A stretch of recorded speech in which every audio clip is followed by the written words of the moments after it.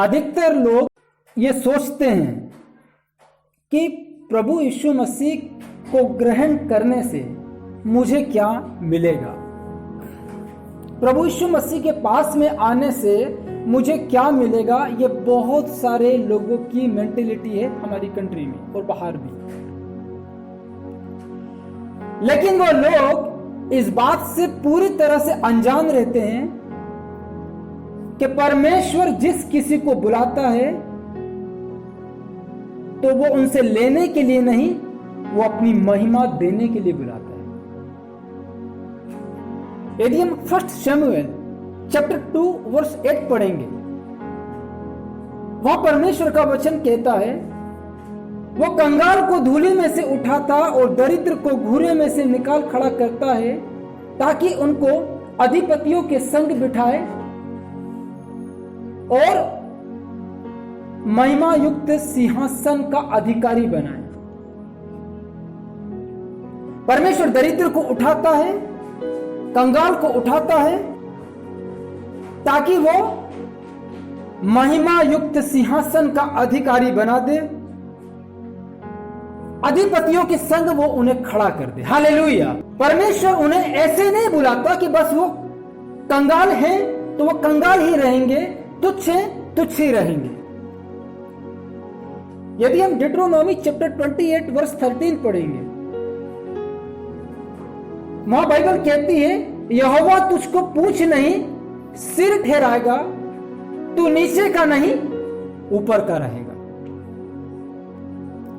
यदि हम genesis chapter 12 verse 2 पढ़ेंगे, वहां परमेश्वर ने इब्राहिम से कहा, मैं तेरे नाम को महान करूंगा।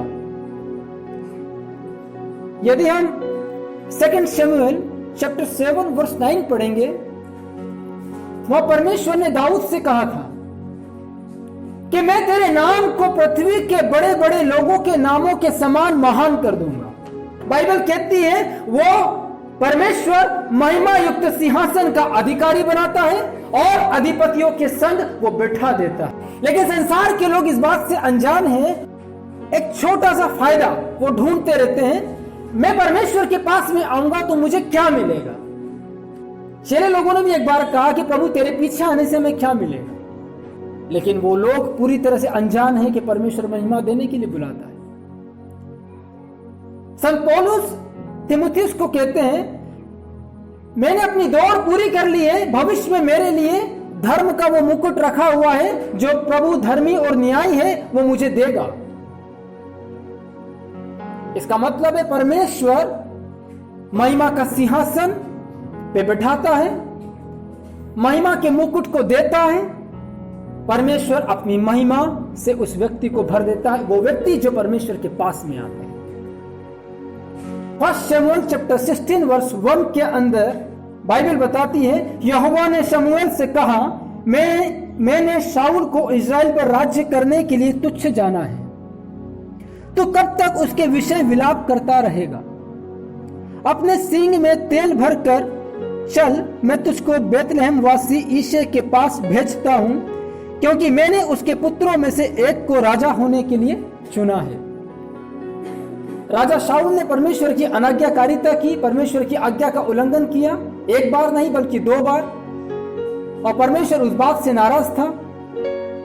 लेकिन शमूएल को इस बात का दुख था कि राजा शाऊल ने ऐसा क्यों किया, क्योंकि मैंने उसका अभिषेक किया था। और परमेश्वर शमूएल को एक संदेश देता है कि तू कब तक शाऊल के लिए विलाप करता रहेगा, तू कब तक विलाप करता रहेगा। अपने सींग के अंदर तेल भर ले और बेतलहम वासी ईशे के पास मैं तुझे भेजता हूं, क्योंकि मैंने उसके पुत्रों में से एक को राजा होने के लिए चुना है। वचन 4 और 5 में लिखा है, तब शमूएल ने यहोवा के कहने के अनुसार किया और बेतलहम को गया, और दाऊद जो कि भेड़ बकरियों को चरा रहा था, शमूएल ने दाऊद को बुलवाया और परमेश्वर शमूएल को कहता है, इसका अभिषेक कर, यही है जिसका तुझे अभिषेक करना है। अपने तेल का सींग लेकर के शमूएल उस अभिषेक के तेल को दाऊद के ऊपर उंडेलता है और उसका अभिषेक कर देता है। उसके बाद में परमेश्वर का आत्मा दाऊद के ऊपर उतरने लगता है। 2 शमूएल चैप्टर 7 वर्स 8 and 9, वचन 4 में लिखा है, उसी रात को यहोवा का यह वचन नातान के पास पहुंचा। और वचन 8 और 9 में लिखा है, इसलिए अब तू मेरे दास दाऊद से ऐसा कह, सेनाओं का यहोवा यूं कहता है कि मैंने तो तुझे भेड़शाला से और भेड़ बकरियों के पीछे पीछे फिरने से इस मनसा से बुला लिया कि तू मेरी प्रजा इस्राएल का प्रधान हो जाए। और जहां कहीं तू आया गया वहां वहां मैं तेरे संग रहा और तेरे समस्त शत्रुओं का तेरे सामने से नाश किया है। फिर मैं तेरे नाम को पृथ्वी पर के बड़े बड़े लोगों के नामों के समान महान कर दूंगा। मैं तेरे नाम को पृथ्वी भर के बड़े बड़े लोगों के नामों के समान महान कर दूंगा।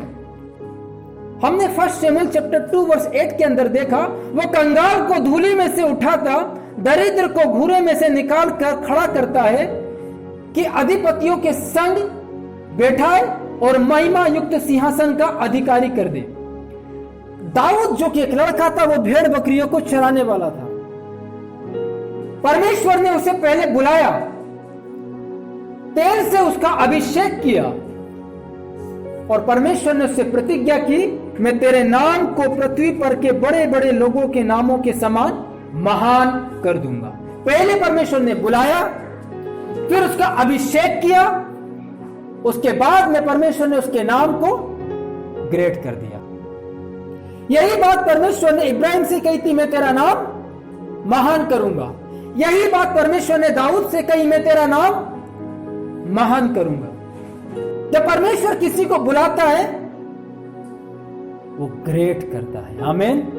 ग्रेट, उसे ग्रेट होना ही है। पतरस प्रभु यीशु मसीह से मैथ्यू चैप्टर 19 वर्स 27 के अंदर एक बात कहता है, हम सब कुछ छोड़ करके तेरे पीछे हो लिए हैं, हमें क्या मिलेगा?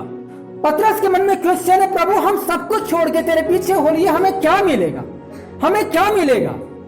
लेकिन प्रभु यीशु मसीह बता रहे हैं, इस धरती पर तुम्हें 100 गुना मिलेगा और स्वर्ग में तुम 12 सिंहासनों पर बैठोगे और इजराइल के 12 गोत्रों का न्याय करोगे। हालेलुया।